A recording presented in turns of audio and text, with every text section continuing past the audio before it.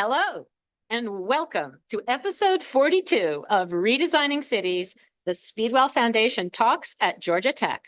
I'm your host, Ellen Dunham-Jones, a professor in the School of Architecture, where I direct the Master of Science in Urban Design. Today, my guest is Nico Larco, an expert on 1, sustainable urbanism, and 2, the impacts of emerging technologies on cities, like autonomous and electric vehicles, e-commerce, that kind of thing. Are they leading our cities to become more sustainable? How do these two things interact? We'll discuss. But first, what is sustainable urbanism? As listeners and viewers to Redesigning Cities, over 40 episodes so far, should have figured out urban design is complicated business.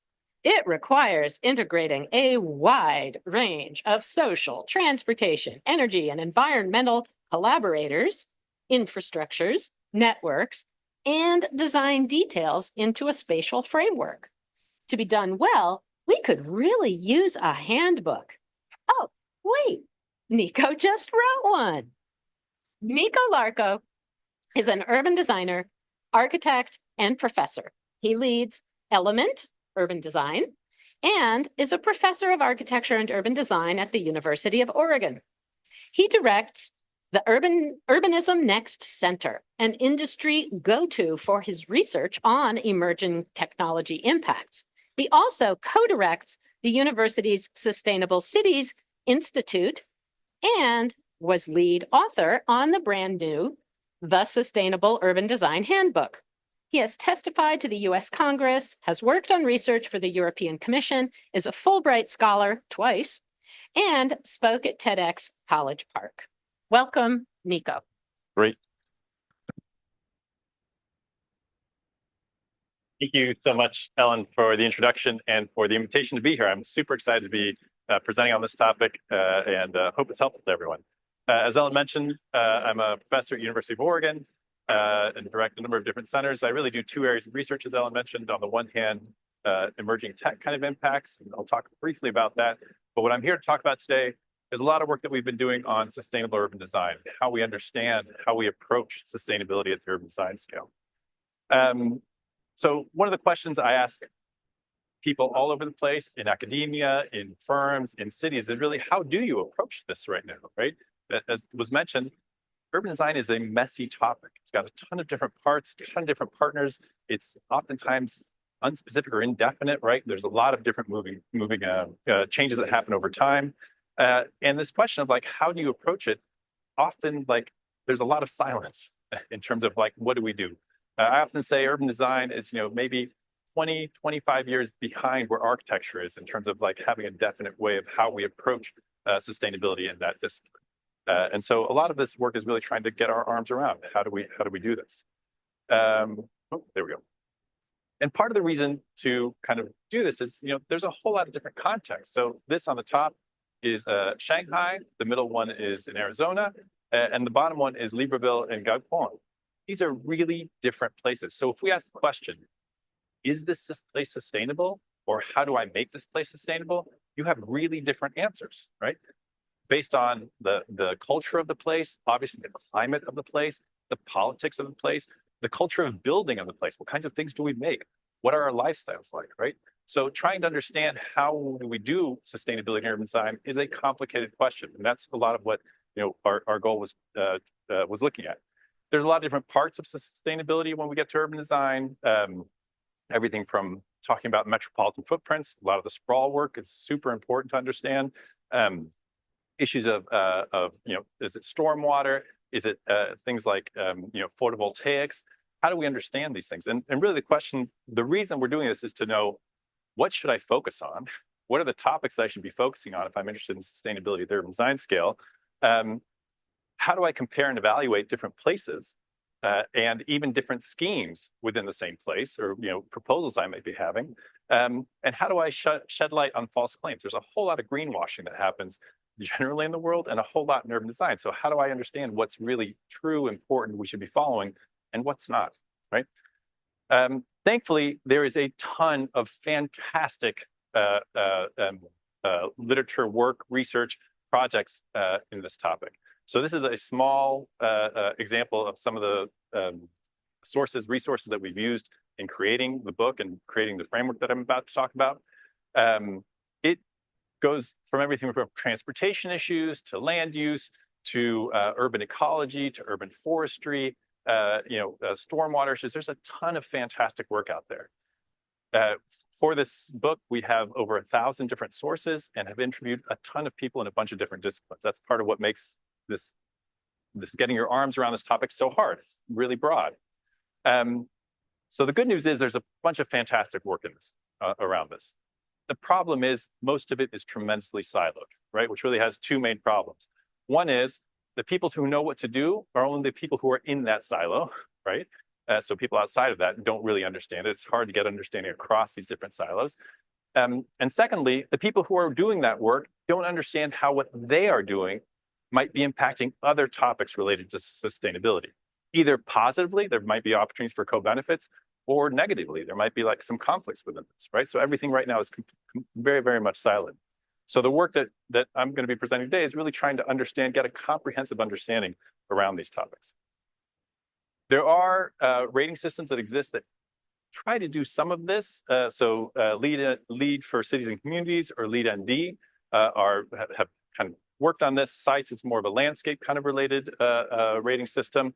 DGNB and BREEAM are used more in Europe than they are in the US or in North America, and they're very, very broad.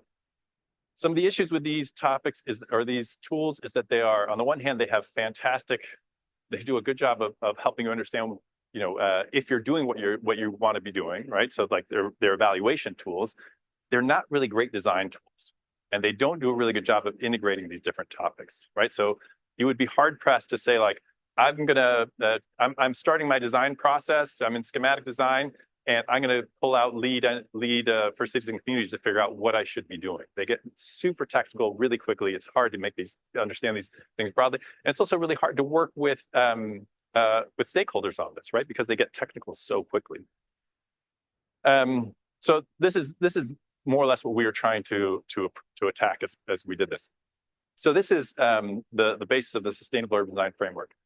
From all that research that I talked about, all those 1,000 different sources, what we're trying to do is really distill down to the key, what we call outcome goals. What are you trying to do in sustainability and urban design? And these are the 5 that we really focus on. First one is energy use based on energy use and greenhouse gas based on transportation and land use. So basically, how do you get people out of a car and able to use and willing to use and wanting to use bicycles, be pedestrians, or use transit, right? Some of the things that Ellen talked about just recently, right? Exactly those types of things. How do you create those things? Second part is water, mostly stormwater issues. How do you deal with water that falls from the sky, keeping it from moving it horizontally, which is runoff, and then mitigating that runoff? Ecology and habitat, thinking about how urban areas can really help support ecology, support species, right, within these urban areas, the networks through them. Energy use and production is separate from the transportation land use question. This is other questions on energy, such as how is urban design creating the opportunity for sustainability at the architectural scale? So how is it, for instance, our lot orientation, right? Block orientation, solar access, urban heat island, right? Is impacting the sustainability of architecture, but also things like embodied energy. How is it that the physical environment that we think of as a city, right, or as an urban area, what's the embodied footprint of that, right, and based on the way that we develop.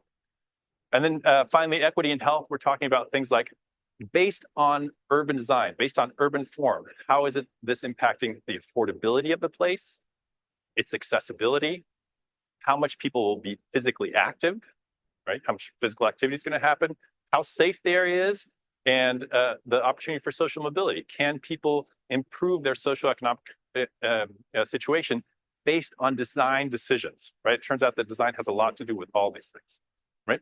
So these are these 5 main outcome goals. And then what we've done is said, well, in urban design, we typically work at these different scales. Largest scale, region to city, the kind of large metropolitan scale, district to neighborhood. I'm sure many of you are doing projects at this scale. Oftentimes our studio projects have look at that. Block and street and project parcel. These are the same scale, It's just that there's a really important difference. Typically, the block and street is typically what we think of as the public sector realm, right? And the block and the project parcel is typically what happens on the private sector. So those of you who are architects typically work mostly at the project parcel scale. So if you have this kind of matrix, what we've done is then taken over 50 different specific urban design elements. These are specific physical things that you can do in the built environment and organize them along this. I've got some handouts that I gave you. I did not bring enough. But you can also find, if you look online, if you look up Sustainable Urban Design, Nico Larco, you'll find a web page that has, you can download the PDF of this. But so basically what you can do here then is you can think, well, I've got a project at a specific scale, right? Like, let's say I've got a project at block and street scale. These are all the things that I should be looking at, right? It gives you things that you should be focusing on. Or I've got a specific outcome I want to deal with stormwater issues. These are all the things that need to happen across all these scales to get that to work, right? So it's a little bit of on the one hand, a design guide, right? That can help you think through it. It can also help you work with stakeholders, right? Which typically know what outcome they want, but don't know how that translates into physical design. This is like this translator tool that helps you understand those things. You can also use it to look at different scenarios, right? We talked a little bit before about scenario planning. I've got 4 different scenarios for this area.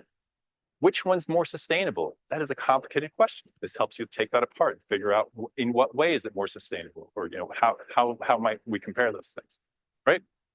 Make sense? Everyone with me so far? Okay. So we're going to talk. I'm going to talk a little bit about some of these different. Go through this just a little bit briefly. There's a lot, as Ellen showed.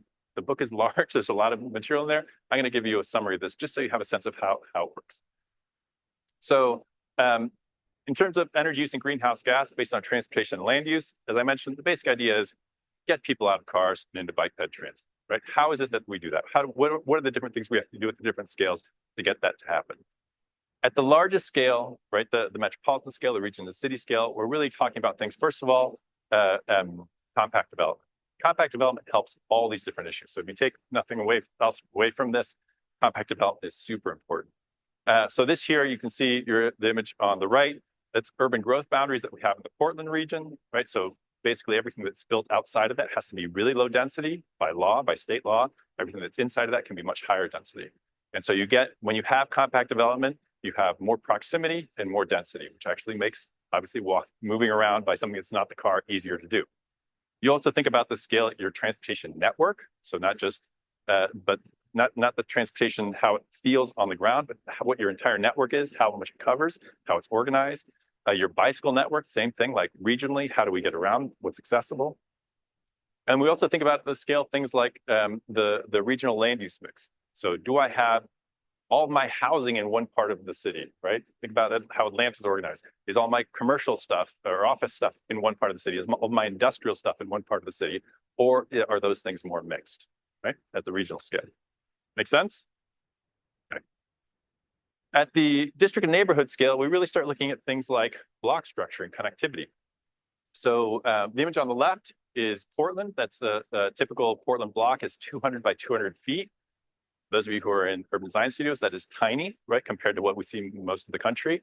But what it does is it creates a fantastic, tight, and well-connected district. So if you are, let's say, like in the lower, like you're right here in the lower left here, and you're trying to get up to here, you could pretty much go in a fairly straight line distance to get to that thing, right? Pretty straightforward, right? The grids help us a whole lot with that, small grids even more.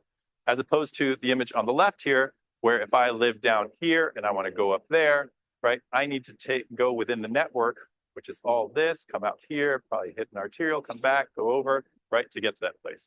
Typically 2 to 3 times the distance. What do we do if we have to go 2 or 3 times the distance? Get in the car, right?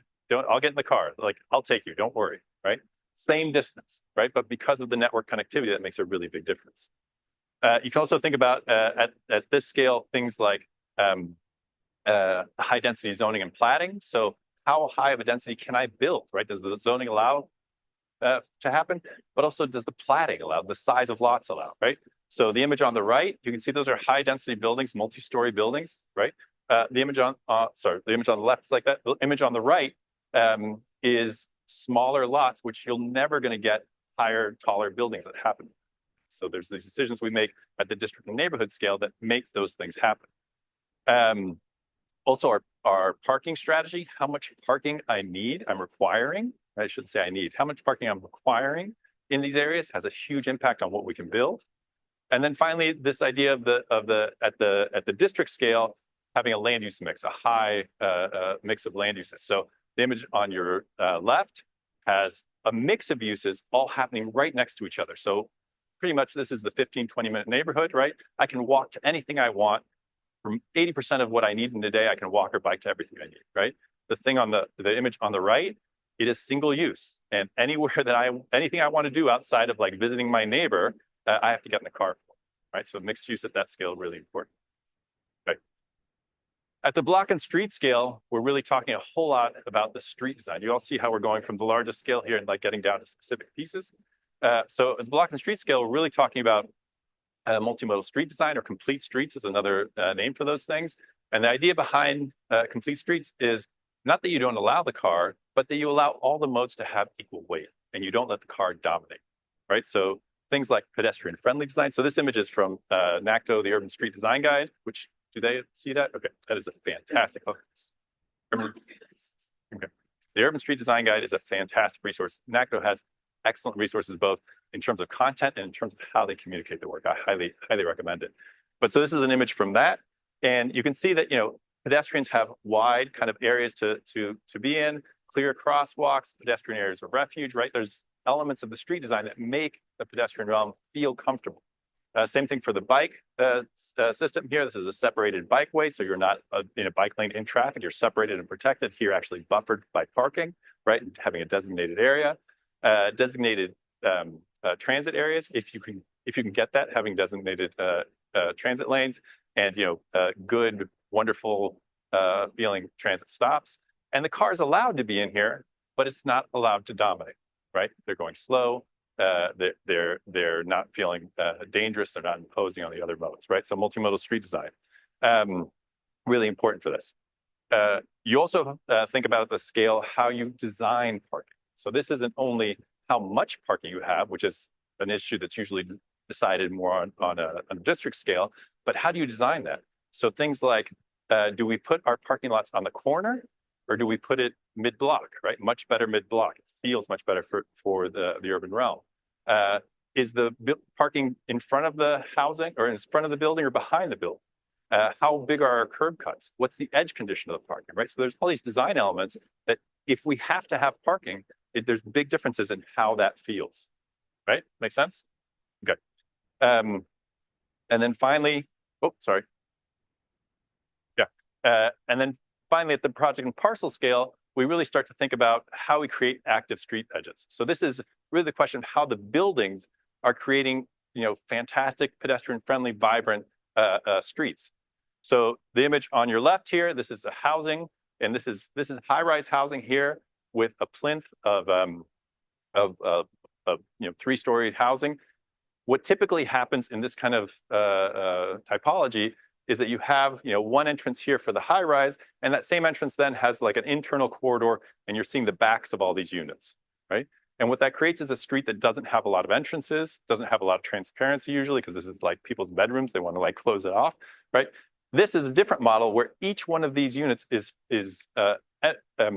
entered from the street itself, right? So these are a bunch of townhomes, like 3-story townhomes here. There's also models of this where they have the first floor is entered from the street, and then there's another apartment which you take stairs and you're on the 2nd and 3rd floor apartment that way. So everyone always has direct access to the street. But what it creates is a really vibrant public realm. You have, even in places where there's no one out at this moment, right? You see in this photograph, you have the Jane Jacobs' eyes on the street feel, right? Oh, this feels like a place where there's activity that's happening. The image on your right is a similar idea, but in a more commercial context. So the thing I always like to say is, picture this exact same street, exact same morphology, exact same typologies of building that are near there, exact same density. Now picture this being a continuous brick wall. Completely changes the way that feels, right? You don't have the transparency there. You don't have the entrances. It feels like a much better place. It's not a place you're going to have great kind of pedestrian activity. Make sense? Anything good? Okay. All right. I'm going to go quicker through these other ones. So deep breaths, it's going to be okay. So with stormwater, really the questions that we're talking about is runoff. So when the water falls from the sky, how do we make sure it doesn't move horizontally and create all sorts of problems? It's usually fast moving, picks up heat, picks up pollutants, causes erosion, right? All sorts of problems. So the two strategies we have are really to minimize the amount of runoff and then mitigate the amount of runoff. Here you can see a diagram from the EPA, and you can see that in a natural condition where there's no building that's happening there, you get about 10% of the water is runoff. In a more urbanized condition where 75 to 100% of impermeable surfaces are, most of our cities, the runoff goes up to 55%. So 5 times the amount of runoff, right? So we want to try to minimize that and then mitigate it. So how do you do that? In terms of minimizing, biggest thing at the largest region city scale, compact development, right? This is a watershed here. And instead of having, in this image here, you have all the development happening in one smaller area. And in this one, you spread out that amount of development across the entire watershed. This is much, much worse, right? Second one is much, much worse because you're putting roads everywhere. You're having, this additional impervious paving everywhere. You're messing up the water cycle everywhere, as opposed to just, keeping everything in a natural state and having a small area that you have to mitigate. Also other ways to reduce runoff at the block and street scale, simply have less impermeable surface, make narrower streets, use pervious paving in those areas, right? Those types of things. And then at the block and street and project parcel scale, think about how you use trees. Trees are fantastic at stopping water from ever touching the ground, right? More than 20% of the water that falls from the sky can be caught within trees in terms of their canopy, in terms of their branch structure, in terms of their bark. It slows the water down and actually never touches the ground. Here you can see an image where there's a rain event and there's areas under the tree are completely dry, right? So nice opportunities to be doing that. In terms of how you mitigate it once you do have runoff, right? It's really this whole idea of green stormwater infrastructure. If historically we've thought about stormwater, the way we've dealt with stormwater is like, as quickly as you can, put it in a pipe and stick it out into a river or a lake or some natural body of water, right? What that does is it has water that moves quickly, that's hot because it was just on asphalt, goes into the pipe and comes out into a natural body. It's picked up a lot of pollutants because it's moving so fast, right? It's horrible. The sustainable approach is exactly the opposite. If we're going to have runoff, slow it down as much as you possibly can, cool it off, filter it, and put it back into the ground wherever you can all the way through. That's basically green stormwater infrastructure. So you have things over here at these big retention or detention ponds, right, which hold water. You have things like rain gardens or bioswales, right? These are ways that instead of putting water into a pipe, you're putting it along the surface of the water and it's slowly seeping back into the ground, right? And then you also have trees that can do the same thing. They can pull water out of the ground and evapotranspirate it, right? Have evaporation come out from the leaves into the environment, making ground have more opportunity to pick up more water. Good? Make sense? Okay. Hopefully these things are all pretty straightforward. You can start to see how you can, oh yeah, this is doable, right? This makes sense as an approach. Okay, in terms of ecology and habitat, a couple different strategies. First of all, don't bother things you shouldn't be bothering. If there's critical habitat, as urban designers, we have a lot to say about where it is that the development happens, right? So don't bother things that are critical habitat. Where you do start to get close to it, try to mitigate the impacts that we've got, right?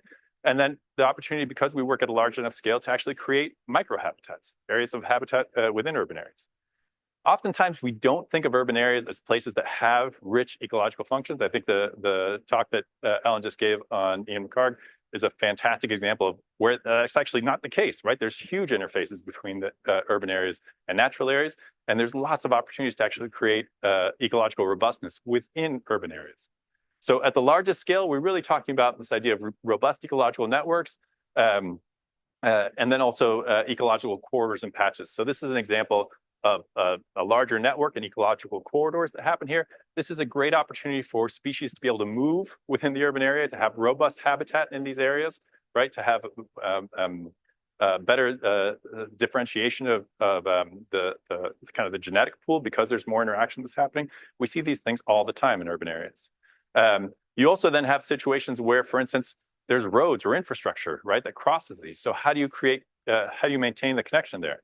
So at the block and street scale, we can think about these things called wildlife crossings, right? So that we can continue to have the ecology be continuous between or through urban infrastructure. So these are both examples from Maine. This is specifically designed as a culvert, right? Just letting water go through, except for it's designed specifically for turtles to be able to move through there, right? This one is for larger things, larger animals that can pass through. And then this is a fantastic example. This is called the Tobin Land Bridge in Texas, where if you can see, that is going over a freeway, right? A freeway, which is a really difficult piece of infrastructure for anything to pass, right? And here they've created a large like ecological patch that goes through there, right? So that species feel comfortable going from one side to the other. This is my first time on the Georgia Tech campus, and the road that goes over the freeway is kind of like a human version of this, right? They've done really large, make you feel like completely comfortable going from one side to the other. That idea, but for non-human species, I'll say. You can think about different types of habitat that exists. So everything from core habitats, the middle section of habitats, which is kind of somewhat homogeneous, edge habitats, which are around those core habitats, different types of connections, so corridors versus stepping stone, those types of things. And then at the block and street scale, you can think about buffers, right? So if I've got an area that's important that I want to try to protect, and I have development happening near it, you probably want to have some space between those two things so you don't create problems for the ecological area. Now that you might decide how much do I need? Well, it depends on what species you're dealing with.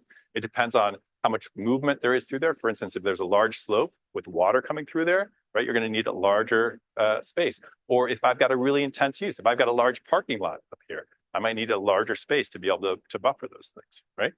So that's at the block and street scale. Really interesting, talking to ecologists, a lot of ecologists in putting this work together.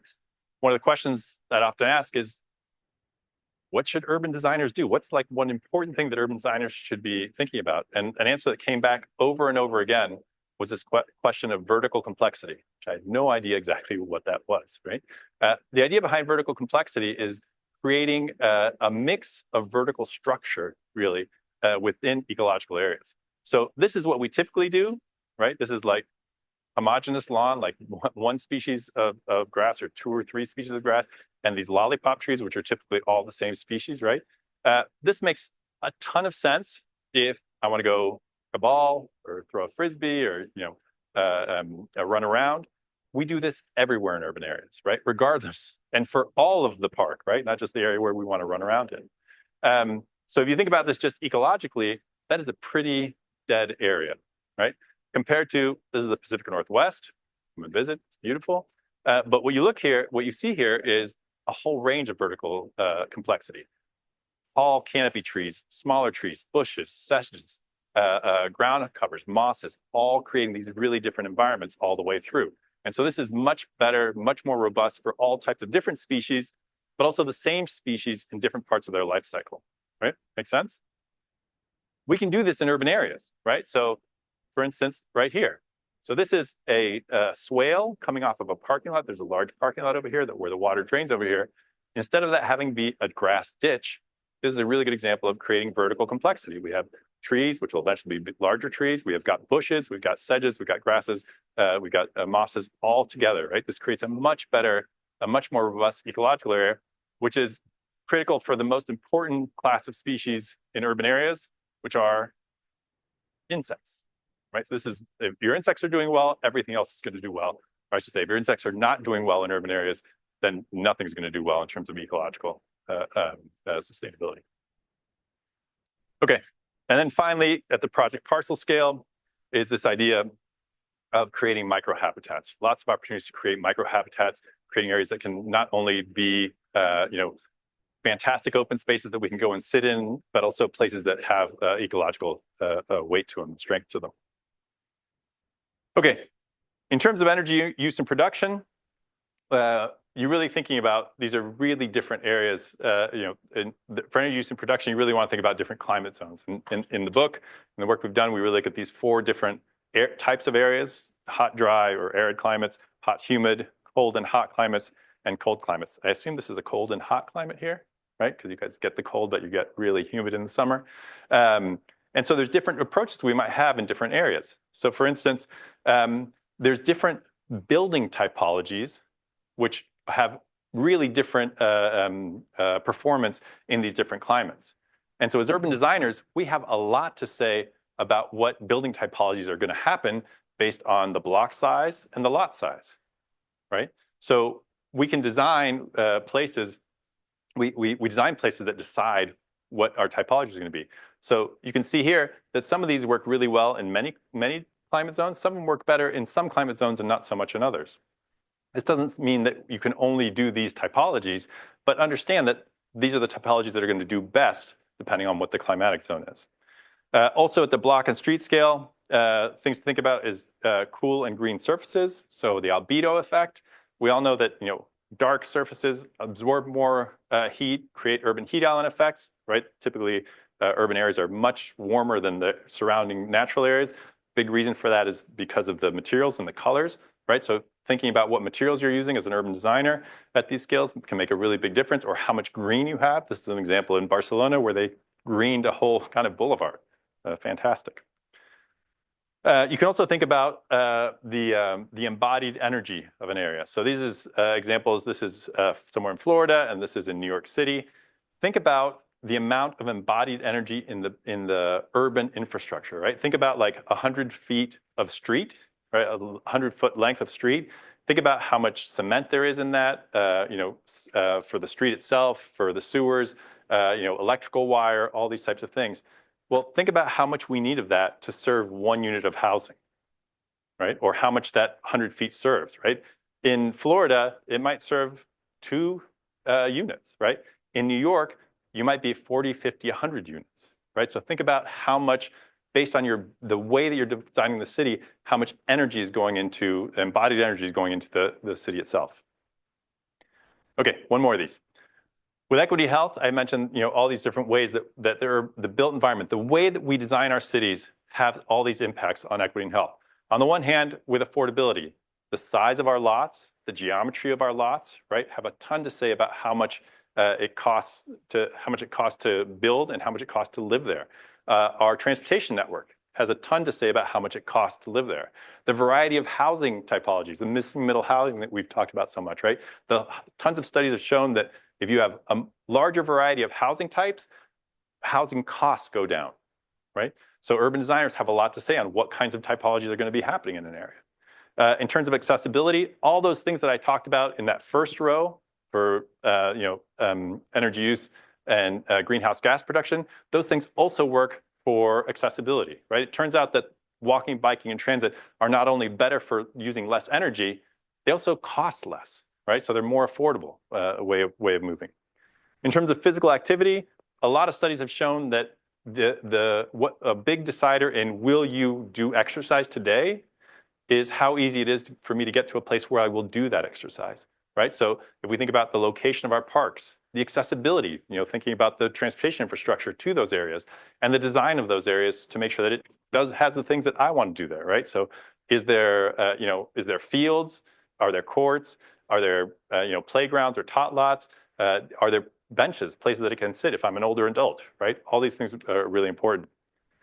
In terms of safety, we're talking about things like all the things that we talked about with transportation, making sure that we don't have as many crashes and injuries from this, as we move around the city, but also thinking about what uses are near what other uses. I don't want housing or a school near a freeway, right? Lots of particulates happen there. Those are urban design decisions that put those things together. Or I don't want to put industrial uses that might have negative environmental impacts, be it by air or water, next to areas where there's lots of people. So those are, again, urban design decisions. And then finally, social mobility. Tons of things that we do in terms of affordability and accessibility affect my ability to improve my socioeconomic situation. Can I get to a job? Can I get to a job easily? Can I get my kid to healthcare easily? Can I get to training easily, right? All these things are really impacted by urban design. Okay. Clear? All that piece? Okay. All right. One last bits and then we'll be done here. So you can use this in a couple different ways, as I mentioned. On the one hand, you can think, I know what I want to get to. This is the outcome I want. Here's all the different things I need to do to get to that outcome, right? Pretty straightforward. Again, this is really good if you're working with clients and trying to figure out, understand priorities and then figure out how you translate those priorities into what you want to be doing physically on the ground. You can also use this if you have a project. For all of you who are in design studio or working professionally, I've got a project at a certain scale. Here's the questions that I should ask. You might not be able to deal with all those things. You might not be able to address all those things, but you should at least ask the question, because some of these things might be easy to do. Some of these things might have really good synergies, right? This gives you a sense of these are the types of things that we can think about. You can also use this, as I mentioned, to do an analysis of an area. I've got a new project. Let me just quickly look through all these different topics and say, like, is this going really well and already in good shape? Is this thing kind of okay, but we might be able to do better? Or is this thing going to be really hard to do? Right? It gives you a sense of, as you're thinking of your priorities, how easy is this low-hanging fruit? Is this hard to do? Right? And then, as I mentioned, this is a really good stakeholder engagement tool type thing. So you can use the framework as well to understand synergies and co-benefits. So for instance, this is an example of, I'm going to place trees on the street. You're all urban designers, right? You're figuring out where your street trees go and how you position them. Typically, what do we do? What did I do on the last project? Yeah, we'll do that again, right? 20, 30 feet on center, and well, the city has a code that says this, all right, we'll use that tree, right? Well, you can use the framework to make better decisions, right? So for instance, you would say, thinking about energy use and greenhouse gas, where's the tree in relationship to between where cars are moving and where the people are? Can I use the tree as a buffer between those things? How does the tree create a nice, pedestrian environment? Look at the light that's produced in this. This is the Ramblas in Poblenou in Barcelona, not the big Ramblas that people typically know. This is another one. You can think about stormwater. What species of tree am I using?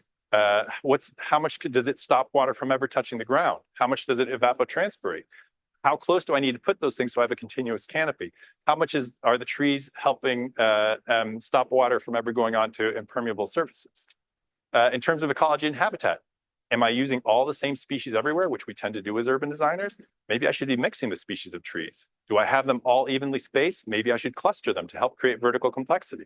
Maybe I should think about what the ground is around it, right? So it's not just simply trees, but maybe there's some other vertical complexity that's happening there. In terms of energy use and production, where are these trees? How are these trees helping mitigate the climate, right? So mitigating the urban heat island effect. How are they shading the building? What side of the building are they on, right? Are they blocking from wind? Those kinds of things. And then with equity and health, what species of tree am I using? Sometimes there's a lot of species of trees that actually create a whole lot of allergic reactions. So what species of trees do I use in these areas? Right? So you can see how you can use this to make more sophisticated design decisions.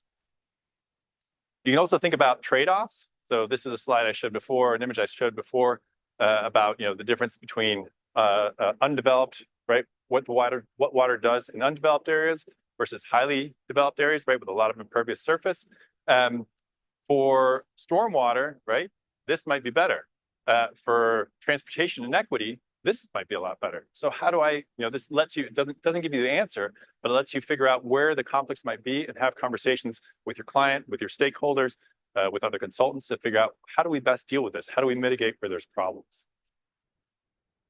Okay, so as I mentioned, you can use this as a design tool, what questions to ask, existing conditions evaluation, kind of assessment, client stakeholder engagement, and finally, you can use it to figure out your design team composition. You can think about who do I have on this project in an office? What are their expertise? You can just have them look through the framework and what do they know a lot about and a little about. It gives you a landscape of what you know and what expertise you're bringing to it, what training you might need, who the next person you might hire need to be. This is an example of a project we did in Portland. This is the Lloyd District. And here we were working with the developer and the city to figure out how do we make a more sustainable areas. They were thinking of redeveloping a topic that Ellen loves a lot, the dead mall, this is very much a dead mall in this area, right? And so we did an analysis where we just looked at all these different topics and said, this is going great, keep running. These things are going to be things that we can deal with and make better. These things are kind of hard, right? So we looked at all the different scales. and figured out, where our design focus should be, where our intention should be. Okay, so we developed the book, the Sustainable Urban Design Handbook. It's been 10 years in the making. Painful, but it came out in April of last year, which I'm very excited about. And the book is organized around the framework. So we take the Sustainable Urban Design Framework, and then each element in that is its own chapter. So just to give you a sense of what the chapter, how they look, this is robust ecological area buffers. And again, each element has its own chapter. And the chapters are organized like this. We have what we call the dashboard page, which tells you this is what the topic is. And here's a little bit of description in case you have no idea what this topic means, right? Which I didn't the first time I read robust ecological area buffers. Tells you a little about what the metrics are for this, how you measure this. This is a section which talks about how this element is related to other elements. So how it's influenced by other elements and how it influences other elements, with about a sentence or two that talks about what that relationship is. So you can start to understand the connections across here, where there might be synergies or where there might be problems, or how one thing might really influence another. This area here, we're looking at basically how hard is it to do this in terms of political needs, like political capital you might need, or cost, right? So this is a rough idea within greenfields or within retrofits, how easy or hard this might be. The next one, again, each section has this, or each element has this. An element, the recommended approach, this is the kind of thing we're trying to do. Typical approach, this is often the crap that we typically build around the country. So we recognize what we're trying to get to. We have a section on importance, where this is where we've done a lot of the work of looking at peer-reviewed literature, professional best practices, to say, if you do this thing, this is how it gets you closer to the outcome that you're wanting, right? So this is like the research that shows these things.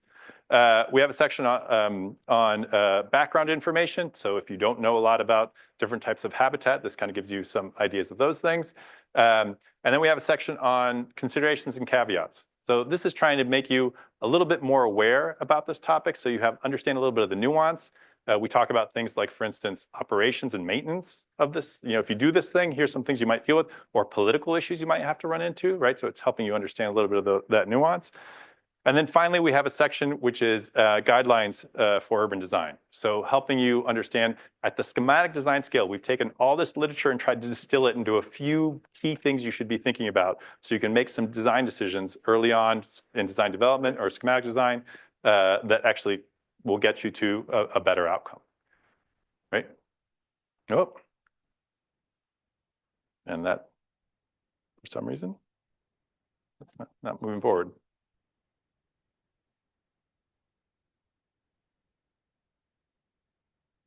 There we go. Okay.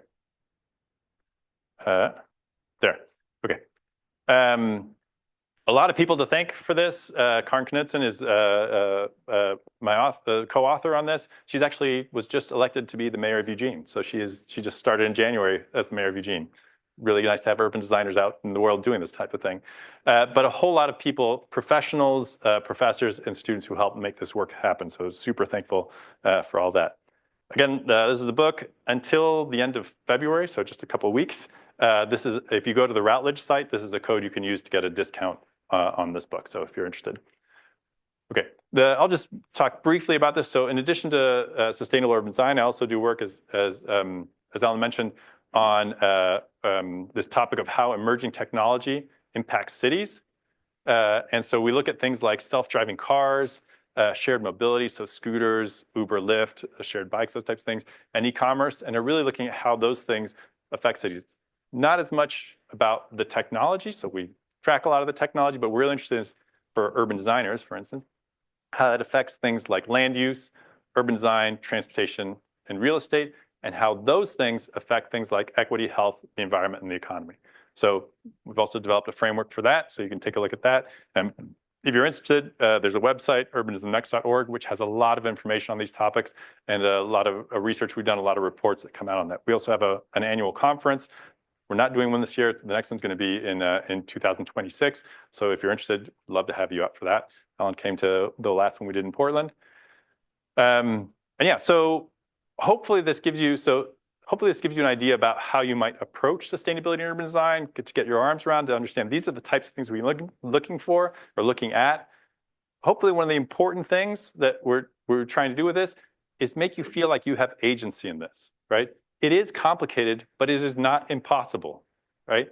So there's lots of opportunities to actually improve this, make it better in all kinds of projects. I'll say one last thing, which is, a lot of the focus in the framework and then in the book is not to say, and here's the model of development that we should be doing, right? Instead, it's to say, here's a lot of elements and issues you should be dealing with. And if you have a mixed-use, multimodal, dense, development, great. Here's a bunch of things you can be doing. You're doing single-family home neighborhoods, great. Here's a bunch of things we need to be doing.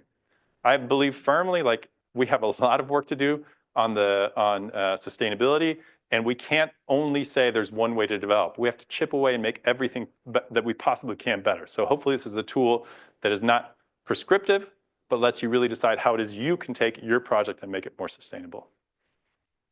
So with that, hopefully that works helpful, and happy to have a conversation with Ellen about it. Thanks. Yes. They're all on. All right. Thank you, Nico. It's really such a terrific resource, helping. I think it will not only help the students, but I mean, it's really written for professionals. It is, yes, that was definitely some of the audiences that we were thinking of. Absolutely. Absolutely. So I want to go back a little bit. Tell who or what inspired you from the get-go to get into this kind of work, because you're on the one hand, Mr. Sustainability, you're also Mr. Emerging Technologies, and I'm trying to figure out if that's they're related, and it definitely started with the sustainability question. And I think this started a long time. I'd say probably in undergrad, and then my thesis was like trying to figure out how you create new communities that are sustainable and walkable and all this. And that was when I first got interested, and then I went to grad school and really started to understand like the range of different topics and how important the role of design and all that, right? And also that design is not the only thing, right? But that design is an important piece of this. And so I started working on a lot of these topics on sustainability, and also on just like creating good, vibrant, buzzing environments, which I happen to love cities. So I like making those types of things. And so, I was working on those topics. I ended up moving into academia. I worked professionally for a while, moving into academia, and specifically went out to Oregon because Oregon is a place where sustainability is not, there's a sustainability person that works on these topics, or you take a sustainability class. It's sustainability everywhere. And so actually I teach a course called Sustainable Urbanism. And before that class was taught, there was no class in the entire curriculum that had the word sustainability in the title. And yet we were #1 in sustainability in the country, right? And the reason was that we didn't do like this compartmentalized sustainability. We did sustainability writ large, and part of everything that we did. And so I did a whole lot of work on these topics. Mostly, actually, the reason that we all originally met was working on suburban topics and walkability in suburbs. And at one point, I had done a lot of work on this walkability in suburbs idea, and then started thinking about, well, what else? Like, how do we think more broadly about this? What are the other parts of sustainability? And honestly, this was a little bit, necessity being the mother of invention, which was, I said, well, I want to move beyond just walkability. What are some of these other topics? I'm going to teach a class on sustainable urbanism. This will force me to think of all these different kind of ways of doing this. And I'm sure there's tons of literature out there, tons of people who put these things together. And about a month and a half before the class, I was going to start teaching this class, I started looking into the readings that I thought were going to be fantastic. And they were great readings, but they were all, as I mentioned, completely compartmentalized. I said, oh my God, there's nothing out there that lets you understand what the relationship of all these things. And literally at 2 o'clock in the morning, I was like, what do I do? I'm about to teach this class and I've got no idea how to relate all these different things. And literally 2 o'clock in the morning, I woke up and I was like, oh, what have you thought about what you're trying to get to and scale? And I had two scales and 2 outcome goals that I wanted originally. And over the next couple of weeks, and huge thank you to being at University of Oregon, which has people who work in sustainability in a ton of different fields. I had just fantastic friends, mentors, people who helped me think, well, what about this other topic? And what about this other topic? And so that ended up developing into the Sustainable Urban Design Framework, which was, started feeling like, oh, we've got our arms around this. So that work continued for a long time. And then to get you to your question of, the emerging technology, this came from, so I run two centers, the Urbanism Next Center and the Sustainable Cities Institute. And with a lot of the work that we were doing at Sustainable Cities Institute, we said, well, we're doing all this work on sustainability. What are like some trends that are happening? How do we think about these trends that are happening in the world generally, and how might we address them? And quickly came to this, at the time, this was about 8 or 9 years ago, started thinking, well, there's this self-driving cars where this thing was coming up, and Uber was, taking off, and scooters came up a little bit after that. But we said, well, let's look at these topics. And it was, so it started out with an independent study with a bunch of students. I had kind of a class of independent study students that we'd all get together and talk. Everyone had a different topic. And every class was like, oh my God. And then like, oh my God. Like, this thing is like, this is going to change this and this, right? Oh, self-driving cars are going to change like sprawl. They're going to make a whole lot of sprawl happen. Oh my God, there's going to like, that's a huge impact. And I remember one night thinking to myself, all the work that I've done on sustainability isn't going to matter at all if we get this stuff wrong, right? So like so that's more or less the birth of Urbanism Next, and saying, well, we have to understand what the implications are of all these things, so that we make sure that we're creating, better environments, more vibrant, more sustainable environments. Yeah. We'll get back into, I think, the AVs and sprawl and some of those topics, but I do think your aha moment of focusing on the different scales and truly making it a matrix really helps just organize things. Because exactly, otherwise one sort of is hit with all these, a whole lot of ideas. It feels like a laundry list of just like a million things. Yeah, it's difficult to really know quite what to focus on, where and how. But I'm wondering, it's great that you had also all these colleagues at Oregon to help you find and figure that stuff out. But still today, in the topics of energy, water, ecology, equity, health, which do you think we still don't know enough about?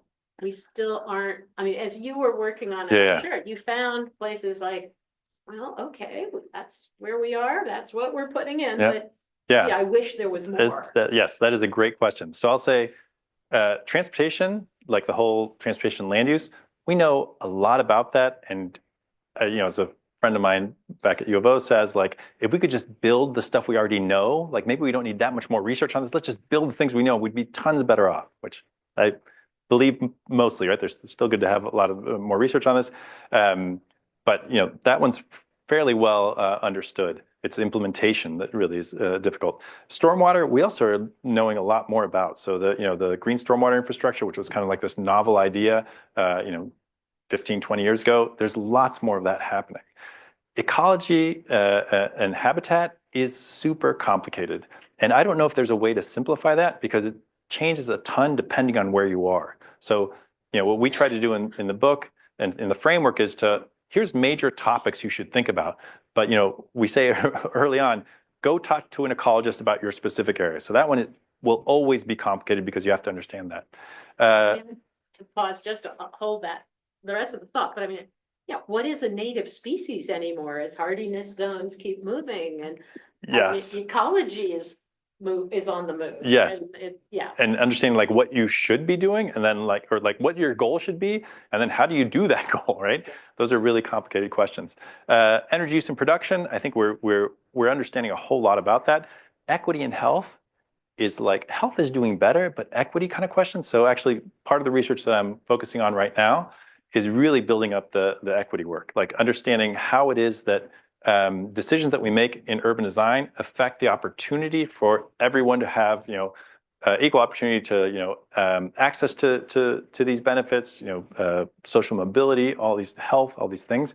And that is, there's a dearth of information on that. So I'll tell you, the last 6 months, we've been doing a lot of research in this. There's tons of stuff on process. How do I create a process that's more equitable? When you get down to, okay, and what should you do? What should I draw? What should I put in the ground? That is much, much sparser. And so we're really developing that right now. Do you think that sparseness is because so much of what seems like a good idea in terms of so many of the other figures also tends to trigger gentrification and possible displacement? That's Or is it interesting. something else? I think it's mostly been just a lack of attention on this, and it's hard. It is like there's just not a lot of work and to track it to figure out like does this really work? I mean, urban design is a slow field, right? Like you do things and it takes a while to figure out what the implications of these things are. So I think partly there just hasn't been as much attention on these topics.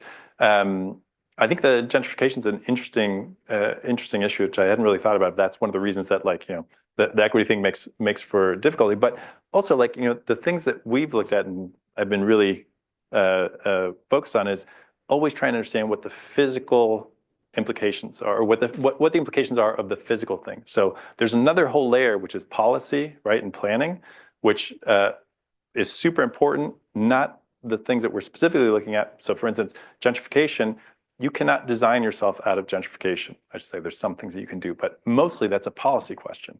And so what we're asking is what are the physical pieces of this, right? So I'll give you an example for creating more equitable places.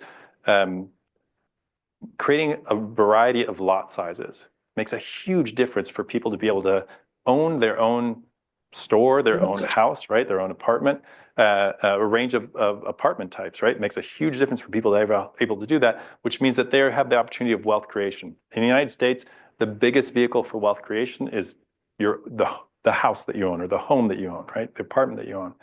And so doing those, and those are decisions that we make at the urban design scale, right? Like what kinds of, what size of lots we're going to have, what types of units we're going to have.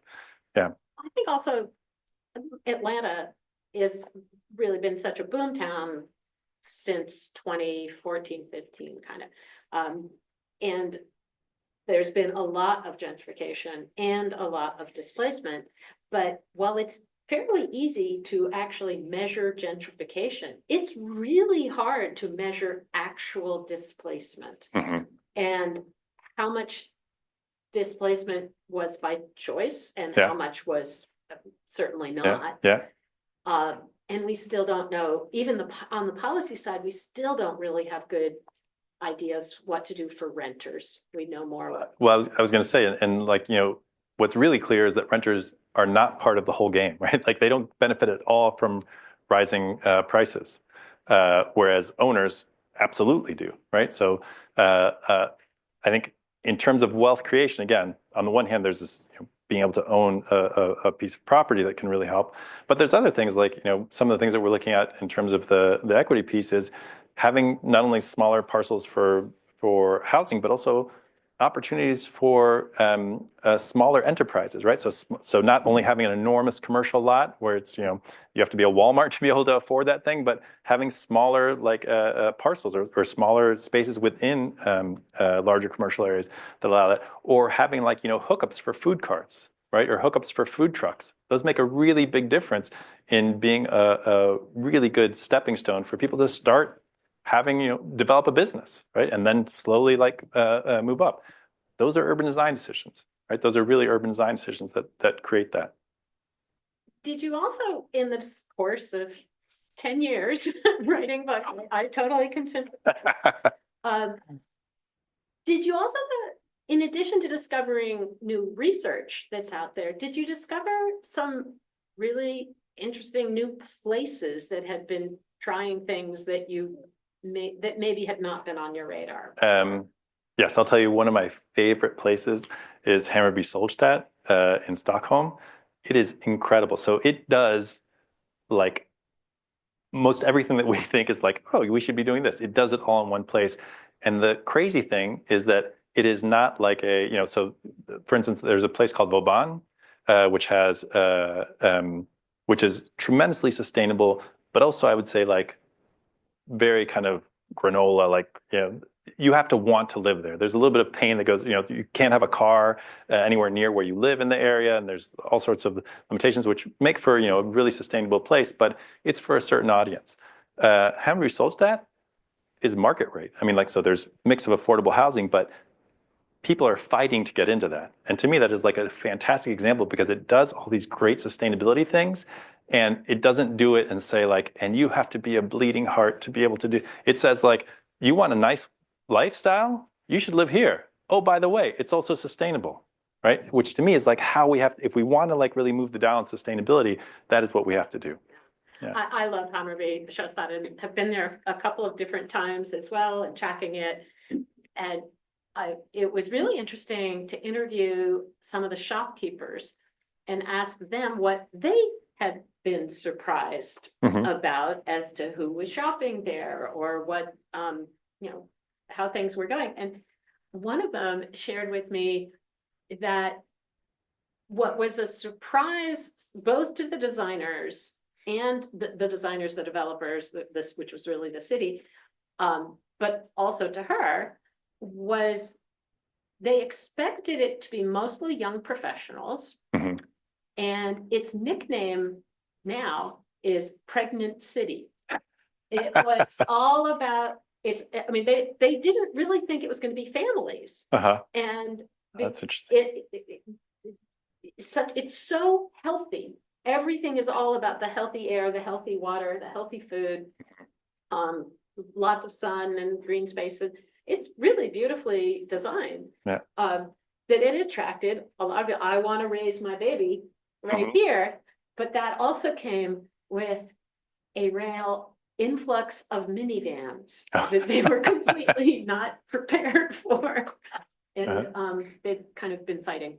Yeah, and they've got limited parking availability there, which is a great kind of like pressure of like, hey, think about other ways you might be able to get around in most of the ways, most of the time, right? But it's always interesting to me to find what the discoveries are as you go back and look at a project that they evolve. But people, and I'll say one of the things that points to is if you want to make great sustainable places, make them, but lead with like lifestyle and like affordability, right? Like I mean, that's what convinces people to do something, right? Like sustainability is great. We should absolutely do it, but not everyone's necessarily interested in that every day. If you make a place that's fantastic and buzzing and people love to be there and it's healthy and, my kid can have a great lifestyle, that is great. Oh, by the way, it's sustainable. Fantastic, even better. So shifting over now a little to some of the Urbanism Next discussions and emerging technologies. Here we are at Georgia Tech. What are some of the new technologies that you think are impacting urban design, health, equity, et cetera, in great ways? And you already mentioned, so elaborate on your worries. Yes. So I've been working on this stuff for 10 years.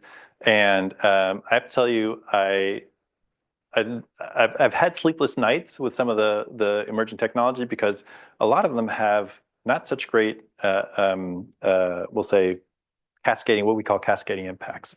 I'll give you one example. So self-driving cars. On the one hand, we're never sure exactly when they're going to arrive. They're getting closer, and if you follow this stuff, there's a lot of development that's happened obviously on the West Coast, San Francisco and Los Angeles, Austin and Phoenix has been seeing much more of this. It's still a small percentage of things, although if you go to San Francisco, you will see them all over the place. It's crazy. Waymo is coming to Atlanta this year. Oh, okay. There's like 5 or 6 cities that they're going to be in this year. And on the one hand, if they are, and that's still a debate, but if they are safer, that's great. 40,000 people die each year. That's just people who are killed in car crashes. And there's all the people who are just hurt, right? Which is an even larger number. So if we can improve safety, fantastic. On the other hand, these things add a whole lot of congestion, right? So, one of the concerns we have in urban areas is just a ton of congestion all over the place. Well, a self-driving car works very much in the same model as an Uber, right? So I call the Uber and it comes over and it picks me up and I get in it and it takes me somewhere and then it goes and repositions itself. Well, if I have my own car, I have parking, right? And then I get in that car and I take it somewhere and I put the car in parking. Under the Uber or the autonomous vehicle model, the car comes, it's empty, right? So it's driving empty. I get into it, takes me somewhere. So it's got like this useful part of the trip and then it repositions itself empty. Right? So it's kind of interesting in San Francisco, if you go there and you see the Waymos, which are fantastic vehicles. I've been in them a lot. It's really incredible to be in. The back seats are all tinted, right? And my guess is that part of that is no one wants to be stuck in traffic and look over and be like, oh my God, there's like 3 completely empty vehicles in traffic with me. That's super frustrating, right? Also, self-driving cars. anytime that we've made transportation easier, right, people will consume more of it. So there's a big concern that if we use more self-driving cars, and right now the average, I think it's like 27 minutes, the average commute trip in the country. Well, if I have a self-driving car and I don't need to be paying attention to the road, and in fact I can be doing something else, I can be working or eating or watching something, that maybe I'm willing to do a 35-minute commute or a 40-minute commute, right? And all of a sudden you're going to see just much, much, much more sprawl. So I think that there's a lot of things that are concerning. I'll tell you some things that I'm really excited about is all the micromobility pieces, right? So shared bikes and shared scooters. Shared scooters have some issues with safety that we still need to work on. But those are great ways of moving around the city, and I think can do a whole lot in pushing towards more walking and biking, and also helping with transit.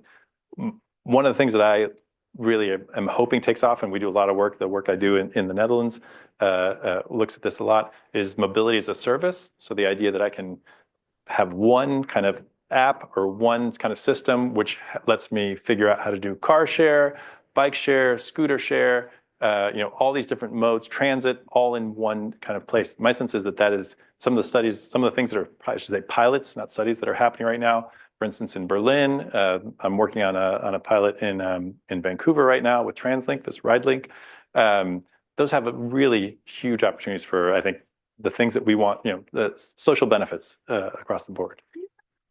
A couple of years ago when the term mobility as a service first came out, Ford Motor Company said, we are no longer in the car business. We will be in the mobility as a service business. Yes. Where'd that go? So if you go back 5 years, everyone was talking about mobility as a service, and it seemed like it was, it was about to explode. Not to get too in the weeds here, but that is what we call, the research we've done, we call that mobility as a service, MaaS, mobility as a service 1.0, which was pretty much everyone thought, oh my God, there's tons of money to be made here. We just have to create the app and let the world take over, and everyone's going to be making money on this. Well, and governments should just stay out of the way and let the private sector take this because there's money to be made.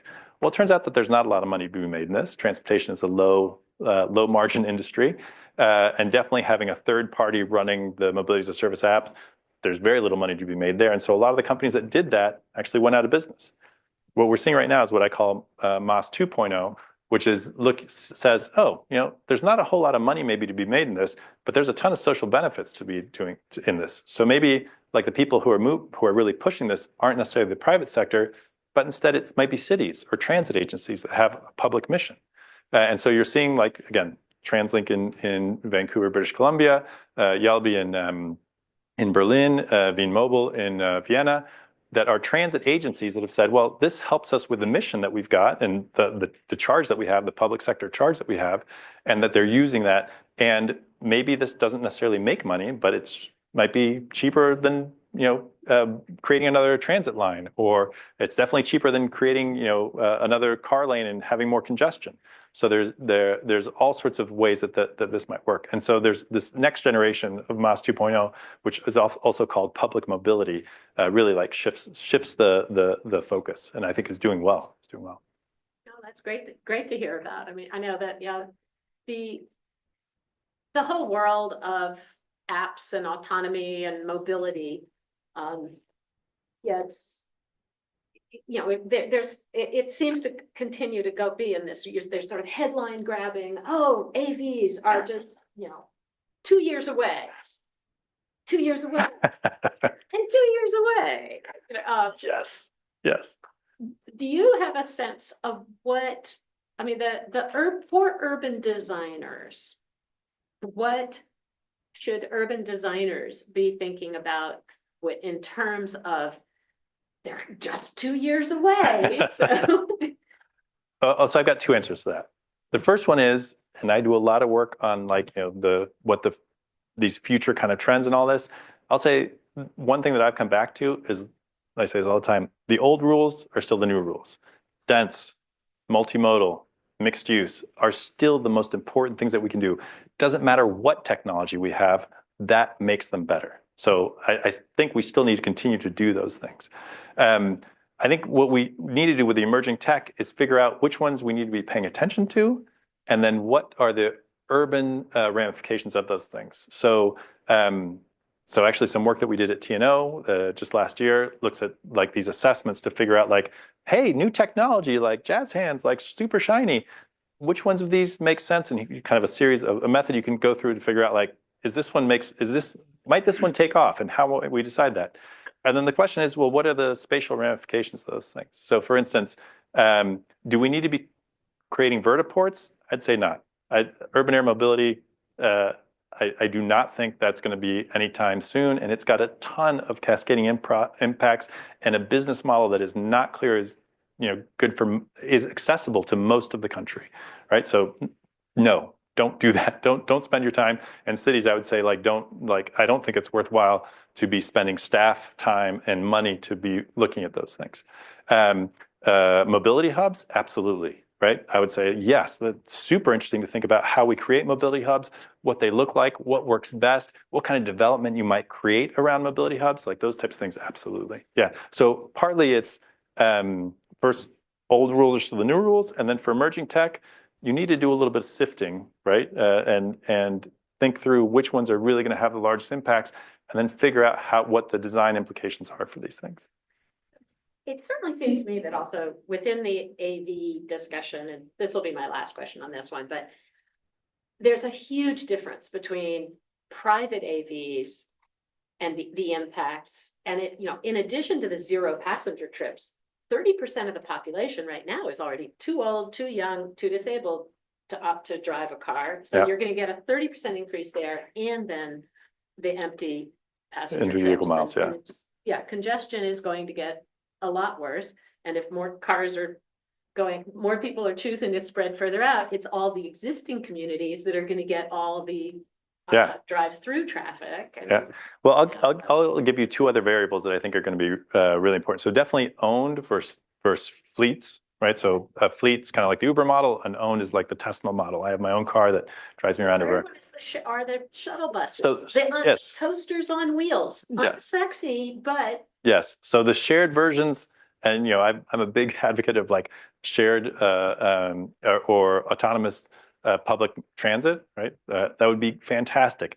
Unfortunately, there's not as many people working on that as the private sector side, which there's a whole bunch of reasons for that.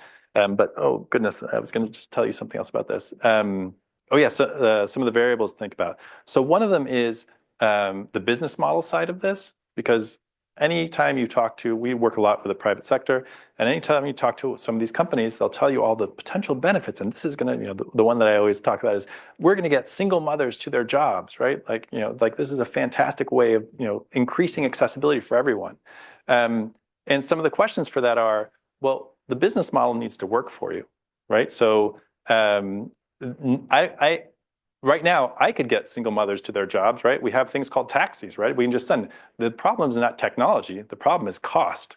And so tell me what the price is for those services, and then we can talk about, will this increase accessibility for people, right? Or are we just creating more mobility options for people who have a lot of mobility options already? The second one, so that's one big question, like what is the price going to be, right? And that affects everything, and yet that is the one topic that no one wants to talk about. And the other side of this is where the business models really work. So it seems that the places that self-driving cars make the most sense is in dense city centers, because you can have a lot of these cars serving a lot of different places. The pickup times are going to be shorter, right? The distances are not too bad, right? As opposed to like suburban, ex-urban rural areas, where I need a lot more cars to serve this area. My wait times are going to be a lot longer. My empty vehicle miles are going to be a lot longer, right? And all of a sudden, I'm not making money on this anymore, right? So like, if it turns out that AVs, the market for it, the business model for it, is only in central cities, which so far that's most of the places they've been deployed. Guess what? We've got a lot of transportation options in central cities, and transit's probably a better way, more efficient way than creating more congestion in these areas. In some ways, I'm disappointed to hear that there aren't more folks working on the shared autonomous shuttles, but I'm also sort of thinking, opportunity, man, I gotta get in there, because it, via one of the big micro transit providers with human-driven, on-demand van taxi service, they have told me that they see the most of their profit is absolutely in the urban areas, lower yeah. density, sort of more suburban areas, and it's, you know, geofenced in a way that reduces the empty vehicles. Yeah. And I think there's a lot of these kind of variables you need to think about. Again, business model, morphology, what part of the city are we talking about? Who are we trying to serve, right, in these areas? And I think like right now, there continues to be a whole lot of like shiny object, you know, excitement of like, oh, this like really neat new technology, which is really neat and exciting. If you've ever been, like for instance, in Waymo in San Francisco, it's pretty exciting. I was there a couple weeks back, and for the first time my family ever went in one of these, and it's like super exciting. But then we need to think about, okay, so where do we want these things? How will they be deployed? Who's it going to serve? What are the environmental impacts? What are the economic impacts? And a lot of the work of Urbanism Next is getting us to understand beyond this shiny object. Let's think like responsibly about these things. And the big question is, what should the public sector role in all this be? And the biggest question the public sector needs to ask is, what is the benefit to public sector outcomes that we want, right? And then make decisions based on that. Well, all right, now coming back to the Sustainable Urban Design Handbook, my last question, so that's a hint to students, get yours ready. How much I know you're being really, even though it's a big fat book, you're being really concise about each strategy. How much do you deal with cost? Do you talk about, yeah, these are pretty high cost solutions, these are lower? A little bit, and that's like a piece that I think, you know, as we look at future iterations, we need to look at. So there is the part of each one of these elements which talks about the relative cost in terms of the actual monetary cost in retrofits and greenfields, and also the political costs, right? Which are the political capital that's needed to make these things happen, which is a big question if you want to get these things done. We have, I will say that part of the research we've done in the book that we've done is a good first pass, but that's where I think that a lot more questions need to be figured out. And there's fantastic work. You all have done great work in this topic. I think ULI is fantastic in this topic, trying to get to like, all right, well, here's your return on investment on these things. And so for me, this is, 10 years in developing this work. At one point, this was around year 7, we were just like, we just need to get it out. We just need to finish it, right? And so this is a place where I think, as for anyone who's like listening to this, or anyone in the class who ends up working in this area, we would love to hear from you and think about ways that we could improve this and give people better information so they can make better decisions. Absolutely, and that is a critical one, right? Because if you can't get to either return on investment or societal benefits, so that someone wants to invest in it from the public sector side, it's really hard to get the things to happen. Questions? Thank you for the talk. I have a question regarding evaluation. Talk loudly. I have a question regarding evaluation and assessment. Okay. So when you were using it as a tool for the dead mall project, yes, you highlighted it with likely, very likely, and left something blank. Is there a way that we can use the tool and give it some sort of numerical weighting or something in terms of what moves would be more impactful? I know Ellen touched upon cost, but yeah, impact of moves, because there's always a trade-off when you're defining something in terms of what you can prioritize and what you can. Yes. So yes, and kind of. So on the one hand, you could go, so the question is like, think about it in the design process. You cannot go super deep into every single one of these topics to come up with the optimum kind of answer, and then use that in your analysis and then figure out like, how do we do the next steps, right? There's just never time or, energy to be able to do that. So what we're really advocating is use these things to get a basic understanding and be able to do like pretty good guesses, right? This isn't going to be like hyper and eventually, hopefully it will be, right? So we're talking, for instance, with Autodesk Forma, and we're talking with USGBC on finding ways that we can actually get more like numerical certainty, right? Of like, if you do this, you're going to get to this thing, which is also just really complicated in urban design. But the idea is that you can do like a rough, like right now our blocks are like 600 feet by 600 feet, right? There's like a 660, I think that's Salt Lake City.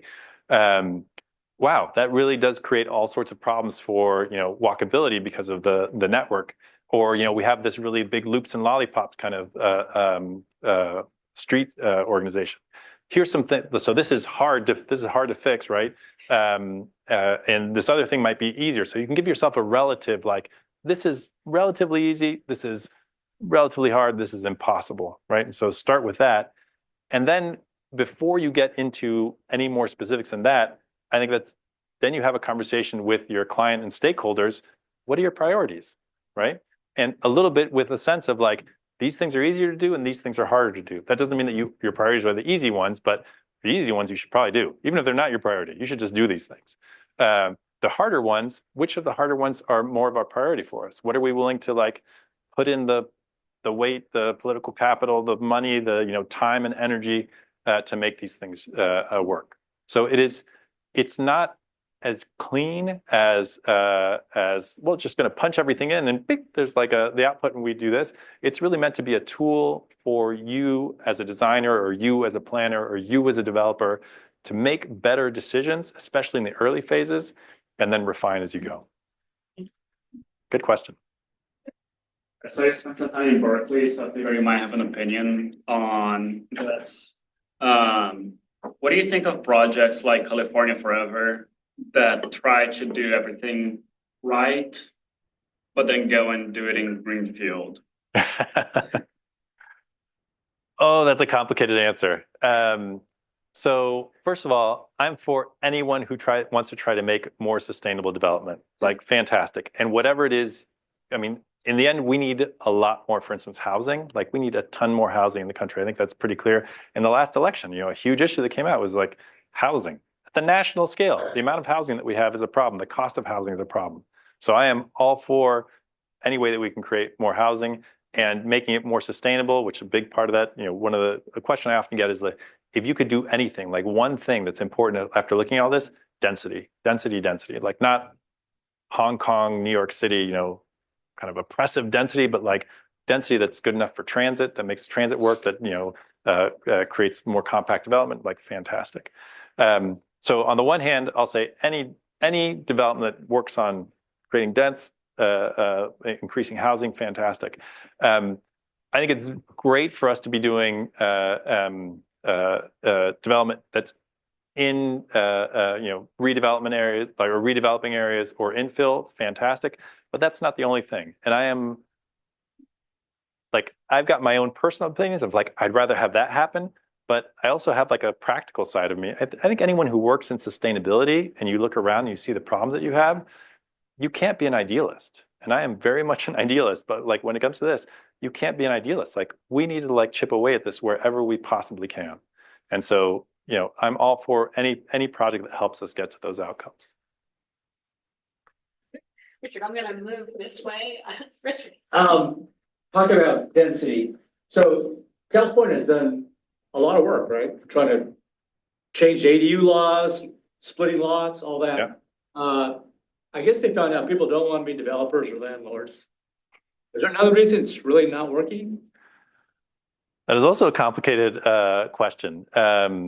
And Ellen probably knows more about this than I do in terms of like why density or not density. I think one of the big problems we have is that we have a very bad relationship with the word density. And I don't think people understand it really well. So I teach a class of sustainable urbanism, and I've got a class full of people who are architects, urban designers. And I do this one thing where I talk about housing, where I show them from Julia Campanelli's book, what's it called? Oh, I can't remember the name of the book right now. She has a book that shows visualizing density. That's what it's called.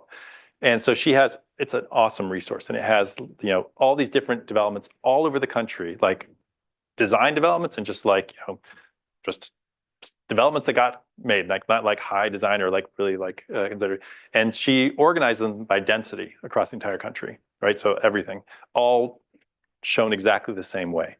And what I do is I show them 4 images of 4 different areas, and I ask them 2 questions. I say, first of all, put these in order of highest to lowest density, or most density to least density, right? And these are people who are in the design field, right? And they have no idea. I mean, like the class is completely split on, no, that one's the highest density, right? Okay, and then I ask them, now tell me what the number is, what the density is of these things, right? Like actually, how many units per acre? No idea. I mean, like no idea. And I've done this with professionals as well. They're a little bit better, but generally no idea because there's so many variables in this. And also like sometimes like, you know, I see a building and oh yeah, that looks like a single family home. Well, it turns out those are triplexes, right? They just look like single family homes. So when you go to a community meeting and you say, we're building 30 units an acre, everyone takes out pitchforks. Like, what do you mean? Like 30 units, are you serious? Right? And you're like, show me what 30 units an acre looks like. And most people have no idea, right? Like no idea. And so to me, like one of the problems that we've had is that we've talked about density as a number, which makes no sense, right? And instead, we have to talk about it as like quality of life, right? Like what kinds of things do you want? So I'll give an example. There's the National Association of Realtors every year does a survey that asks, you know, what kind of construction do you want? What kind of housing do you want, right? For years, they asked, do you want single family homes or multifamily housing? And developers, builders look at this a ton because they figure out like, what does the country want? They asked for years, do you want single family housing or multifamily housing? Everyone wants, you know, like 75% want single family housing until I think it was 2013 that they started asking the question, would you like a dense, small lot, mix of housing types, you know, single family and multifamily, where you can walk with small yards, where you can walk to commercial areas and, you know, jobs and things like that? Or would you like large lot, single family homes surrounded by the same use where you have to drive everywhere, right? Which is really more of the question that you ask when you, guess how many people wanted that first thing? Half the country. Half the country wanted that, right? Like how much of the country looks like that? Way less than half the country, right? So for me, this was like a huge revelation. Like, wow, maybe people do like these types of things, and we're just not producing them enough. And also, like, people have a misunderstanding of what this numeric density means. So I think there's, again, Ellen's probably a better person than me to talk about these things, but there's a lot to unpack there. Yeah, that's good. How you do that. Talk about CQuad, but I want to. Keelan, you get the last question. Oh, okay, but I have a question myself. Before that, we have a question on Zoom from Harshit Verma, and he Okay. said he would turn on the mic to ask. So Harshit, can you turn on the mic to ask your question? Hi, yes. Thank you for the great presentation, Nico. We I really just can't have, hear, I think. I can hear just a little bit. okay, but can I But just let, it won't get caught up I- on the recording. I can repeat it. That works. Great. so a lot of my research is based on pre-occupancy and post-occupancy analysis in terms of architecture. But my only question is, I keep asking this question, are there any basis for, are there any numbers or values that can help us achieve the after effects, or how well the sustainability numbers are working, let's say in 10 years or 15 years, or are they still providing it as we first initially planned? Okay, so I'll try to paraphrase that. He does a lot of post-occupancy evaluation, and he's wondering at the urban design scale, are there things where we can understand if I do this, I get to this outcome, and like we can have like numbers that show us, right? Like evaluation that shows us. On the one hand, yes, there's a lot of things that we know. For instance, you know, if you have a certain mix of uses, right, and especially pedestrian uses, we know that that's correlated with many more people walking, right? Pretty straightforward. If you have certain network connectivity numbers, right? Like, so there's ways you can measure network connectivity, pretty straightforward that more people walk in those things. If you have a mix of unit types, right? A lot of studies show that depending on how, you know, for every percentage more that you get of a mix of unit types, or for every percentage less you have of parking required, right?